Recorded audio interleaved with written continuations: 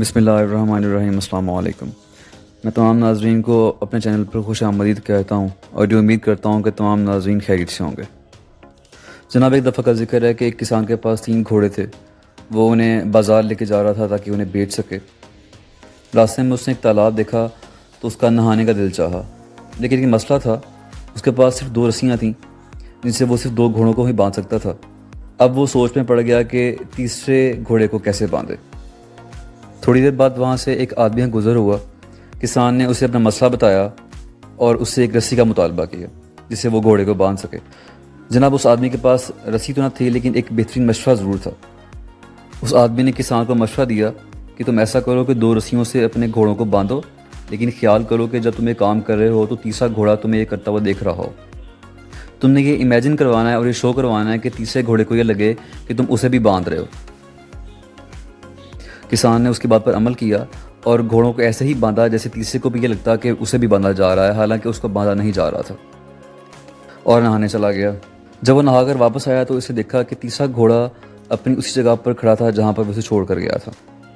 کسان نے اس سمجھدار آدمی کا شکریہ ادا کیا۔ اس نے دونوں گھوڑوں کی رسی کھولی اور تیسرے کو بھی آگے دھکیلا تاکہ وہ ان کے ساتھ شامل ہو کے آگے چل پڑے۔ کسان تھوڑا سا آگے گیا تو اسے یوں ہی سر گھما کر دیکھا تو اس نے دیکھا کہ تیسرا گھوڑا وہیں پر کھڑا تھا جہاں پر اس نے اس کو چھوڑا تھا۔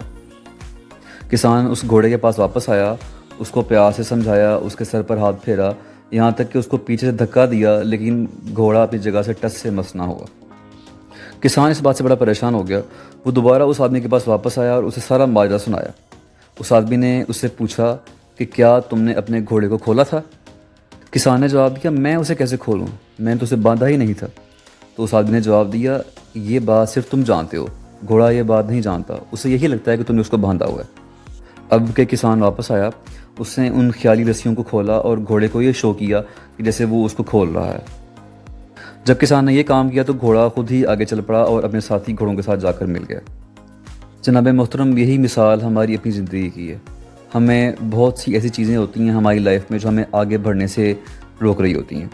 تو ذرا پوچھیں اپنے آپ سے اور سوال کریں کہ کون سی ایسی چیز ہے جو ہمیں اپنی لائف میں کچھ اچیو کرنے سے اور آگے بڑھنے سے روک رہی ہے؟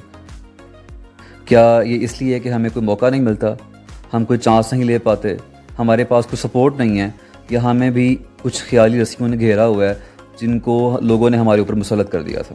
اور یہ وہ رسیاں ہیں جن میں ہمارے شک، ہمارے شبہات، ڈر، خوف، ہیزیٹیشن، ناکامی کے چانسز کہ اگر میں نے ایسا کیا تو کہیں میں ناکام نہ ہو جاؤں، یہ سب شامل ہوتا ہے۔ جب ہمیں اس کے اوپر کام کرنا ہے، کیونکہ یہ وہ چیزیں ہیں جو ہماری کامیابی میں رکاوٹ کا ذریعہ ہیں۔ سب سے پہلا کام یہ کرنا ہے کہ ہم اس دماغی خوف کو دور کریں اور ان نہ نظر آنے والی رسیوں کو، جو امیجنری روپس ہیں، ان کو توڑ دیں تاکہ ہم لائف میں آگے بڑھ سکیں۔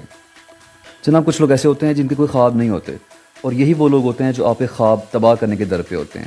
وہ چاہتے ہیں کہ جیسے ہمارا کوئی ڈریم نہیں ہے، ایسے ہی اس بندے کے خواب بھی تباہ کر دو، اسے کسی کام کا نہ رہنے دو۔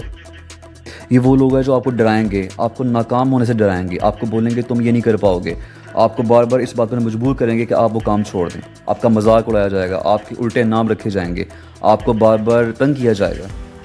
تو جناب، خود کو اس چیز سے بچائیں، خود کو ایسے لوگوں سے بچائیں اور اپنا سٹینڈرڈ مینٹین کریں، کیونکہ جب تک ہم لوگ چیلنج قبول نہیں کریں گے ہم لائف میں آگے نہیں بڑھ سکتے۔ تو جناب، آگے بڑھیں اور آگے بڑھتے رہیں۔ جزاک اللہ، اللہ حافظ۔